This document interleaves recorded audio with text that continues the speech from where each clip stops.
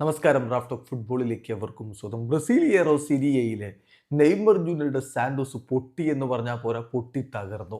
ഫ്ലമിംഗോക്കെതിരെ മികച്ച പ്രകടനം നടത്തിയ അതേ ടീം മിറാസോളിനോട് ഇങ്ങനെ തകരുമെന്ന് ആരാധകർ കരുതിയിരുന്നില്ല. ഏകപക്ഷീയമായ 3 ഗോളുകൾക്കാണ് തോറ്റിരിക്കുന്നത്. കളിക്ക് ശേഷം നെയ്മർ വളരെ കൃത്യമായും വ്യക്തമായും പറഞ്ഞു, ഒന്നും ശരിയായിട്ടില്ല, സർവം പാളി, എതിരാളികൾക്ക് ആവശ്യത്തിലധികം സ്പേസ് കൊടുത്തു, അവരത് മുതലെടുത്തു, ഞങ്ങൾ വളരെ മോശമായ പെർഫോമൻസാണ് നടത്തിയതെന്ന്.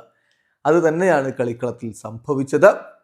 മിറാസോളിന് വേണ്ടി ചിക്കോയും റൈനാൽഡോയും ക്രിസ്ത്യൻ റൊനാറ്റോയുമാണ് ഗോളുകൾ കണ്ടെത്തിയത്. മത്സരത്തിൽ സാന്റോസിന്റെ മുന്നേറ്റങ്ങൾ നയിച്ചുകൊണ്ട് നെയ്മറും റോൾ ഹെയ്സറും ഗുയർമയും ഒക്കെ ഒരുമിച്ചാണ് ഇറങ്ങിയത്. മറുഭാഗത്ത് ചിക്കോ, കഴിയോക്ക, നെഗ്യൂബ എന്നിവരെ മുന്നിൽ നിർത്തിക്കൊണ്ടാണ് മിറാസോൾ കളിക്കാൻ ഇറങ്ങിയത്. കളിയുടെ ആദ്യ പകുതി ഗോൾ രഹിതമായിരുന്നു. മത്സരത്തിൽ ആധിപത്യം പുലർത്തിയത് മിറാസോൾ തന്നെയാണ്. ഒരുപക്ഷെ ബോൾ പൊസിഷനൊക്കെ കൂടുതൽ സാന്റോസ് എന്ന് പറയാം. പക്ഷേ അവസരങ്ങൾ ഉണ്ടാക്കിയെടുത്തതും അത് ഗോളിലേക്ക് ലക്ഷ്യം വെച്ചതുമൊക്കെ മിറാസോൾ ആയിരുന്നു കൂടുതൽ. അതിൻ്റെ ഫലമായിട്ട് തന്നെ 69-ാമത്തെ മിനിറ്റിൽ ചീക്കോയിലൂടെ അവർ മുന്നിലെത്തി.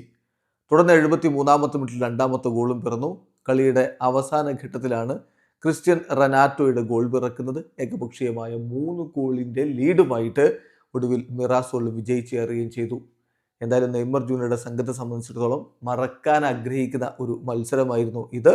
മിറാസോൾ ഇപ്പോൾ 13 കളിയിൽ നിന്ന് 21 പോയിന്റുമായിട്ട് 7-ാം സ്ഥാനത്ത് നിൽക്കുമ്പോൾ സാന്റോസ് 14 കളിയിൽ നിന്ന് 14 പോയിന്റുമായിട്ട് 15-ാം സ്ഥാനത്താണ്. വീഡിയോ അവസാനിക്കുന്ന ഫുട്ബോൾ ലോകത്തെ കൂടുതൽ വിശേഷങ്ങളുമായി റാഫ് ടോക്സ് വീണ്ടും എത്താം.